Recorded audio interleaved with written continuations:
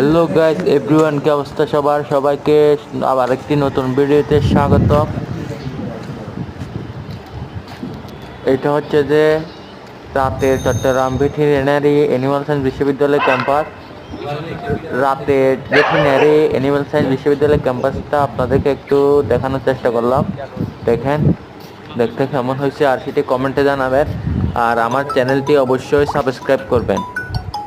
সবাই আমাকে সাপোর্ট করবেন, ইনশাল্লাহ আমি আপনাদেরকে সাপোর্ট করব। তো ভিডিওটি কেমন লাগছে এবং দেখতে আপনার কাছে কেমন লাগছে সেটি কমেন্টে জানাবেন। ধন্যবাদ সবাইকে, ভালো থাকবেন, সুস্থ থাকবেন, আল্লাহ হাফেজ।